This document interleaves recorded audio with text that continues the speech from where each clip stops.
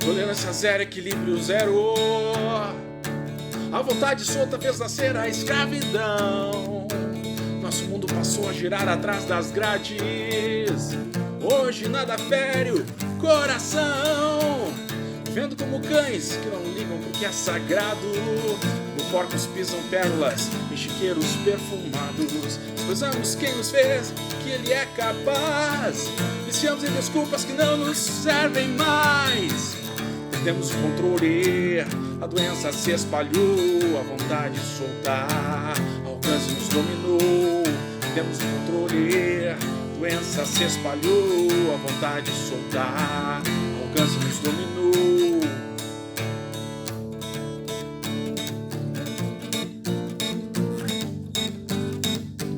Ninguém pisou no freio, será que temos chance? A velocidade aumenta e o sinal ele está vermelho. O desespero não consegue acrescentar um dia. Sempre perde quem tentar salvar a própria vida. Fizemos de tudo para roubar o lugar de Deus. Inventamos vários deuses para servir o nosso eu. Desprezamos quem nos fez do que ele é capaz. Viciamos em desculpas que não servem mais. Perdemos o controle, a doença se espalhou, a vontade de soltar, alcance nos dominou. Perdemos o controle, a doença se espalhou, a vontade de soltar, alcance nos dominou.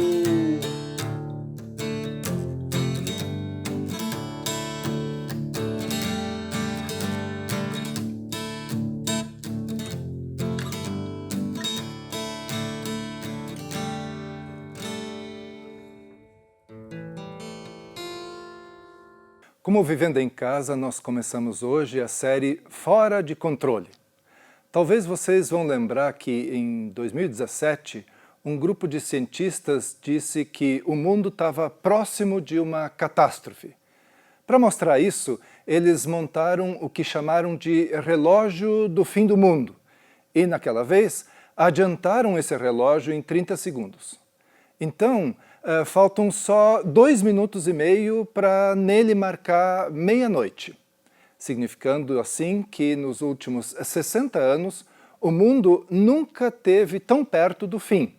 Isso ainda antes da pandemia. Mas será que o mundo está mesmo fora de controle? Milhões de pessoas acham que as coisas vão melhorar, que existem muitas provas de que a humanidade e o nosso planeta vão existir para sempre, e com boa qualidade de vida, inclusive. Por outro lado, milhões de pessoas seguem a linha dos cientistas, que criaram esse relógio para mostrar o quanto que nós estamos nos destruindo com as tecnologias que nós mesmos inventamos. A pior dessas tecnologias certamente são as armas nucleares, mas existem outras invenções muito arriscadas. Seja de modo intencional, ou por erros de projeto, ou por acidente, tudo isso pode se voltar contra nós mesmos.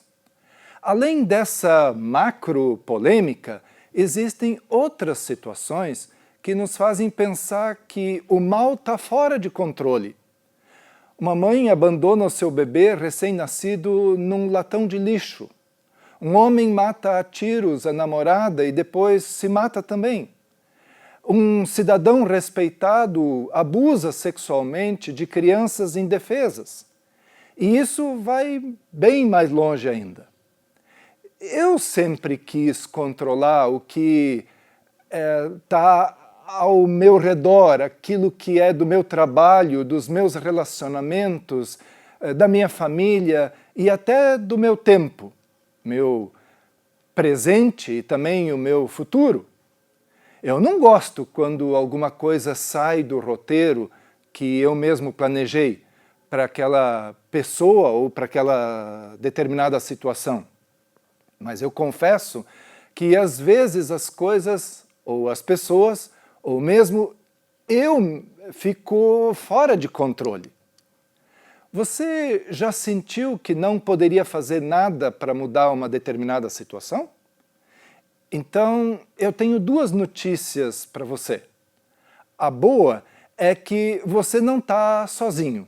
A má é que você, de fato, não está no controle de tudo.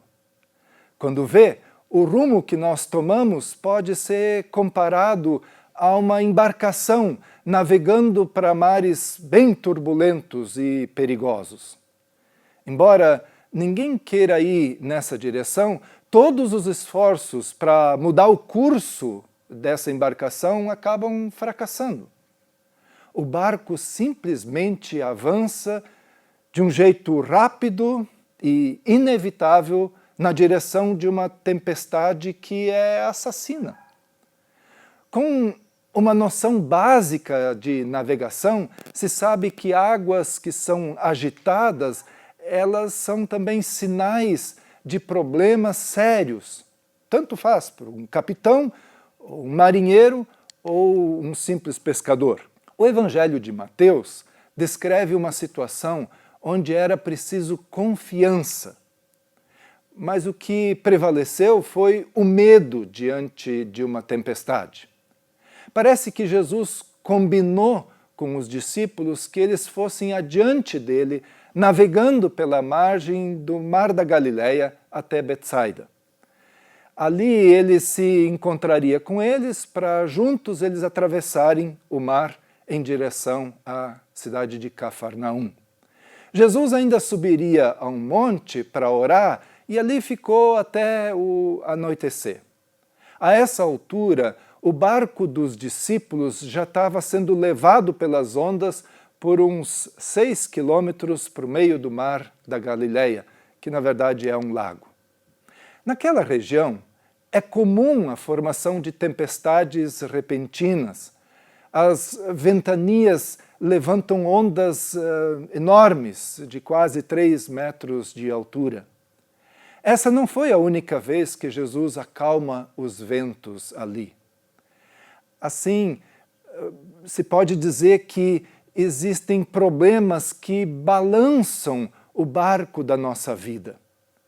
E é inútil os discípulos remarem toda noite contra a força do vento. De repente, já de madrugada, eles viram alguém caminhando sobre o mar. Eles ficaram apavorados. Como alguém poderia andar sobre as águas como se estivesse pisando em terra firme? Eles até pensaram que fosse um fantasma e gritaram de medo. Mas Pedro não duvidou que aquela pessoa fosse Jesus e por isso pediu para ir até o encontro dele. Venha, respondeu ele, Jesus. Então Pedro saiu do barco, andou sobre a água e foi na direção de Jesus. Mas quando reparou no vento, ficou com medo e, começando a afundar, gritou: Senhor, salva-me!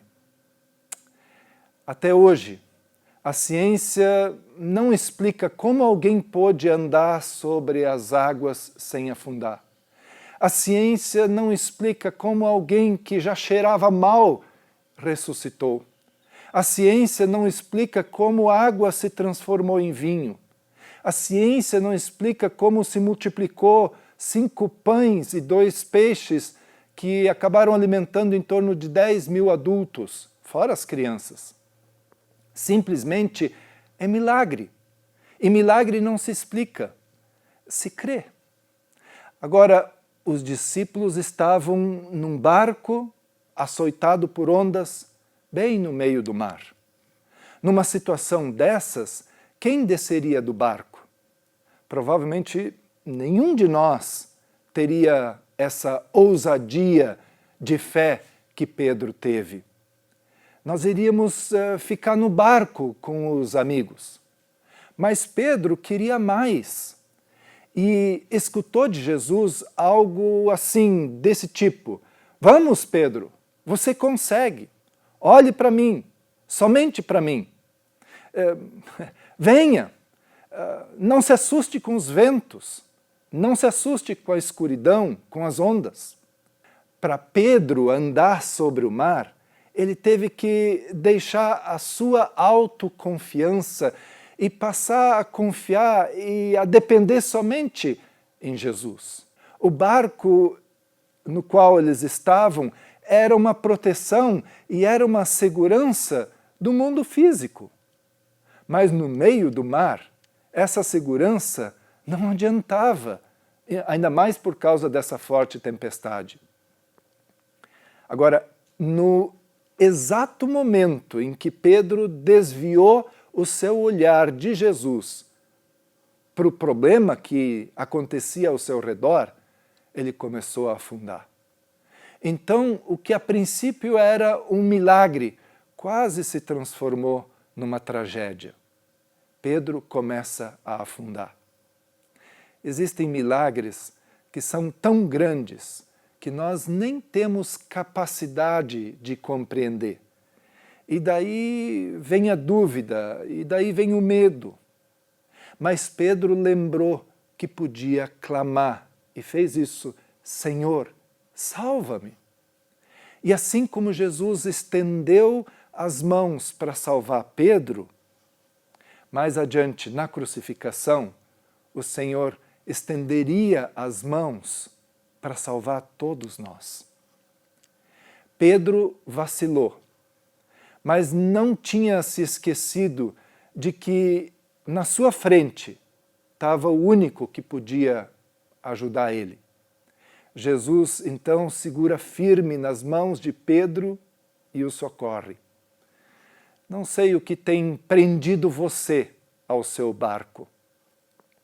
Pode ser o medo de estar fora de controle. Por isso Jesus diz: sou eu. Ou, como já lá no início da Bíblia, Deus diz: eu sou. E ponto. Isso é incomparável. Isso é indescritível.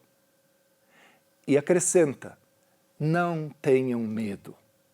Muitas vezes nós lutamos no meio de uma tempestade e nos sentimos abandonados.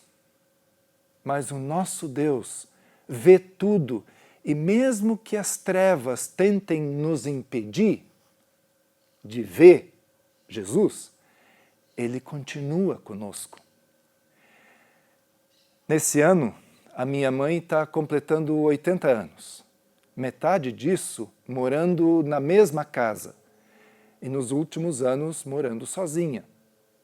Parecia que ela não iria descer do seu lindo e confortável barco. Ela tinha seus medos, e nós também. Mas em meio às tempestades dos últimos meses, ela saiu em paz do seu barco. E em vez de afundar no lamento e na murmuração, o que nós estamos vendo com a mudança dela é que ela está cheia de confiança e de alegria. É Jesus segurando nas mãos dela para que não afunde.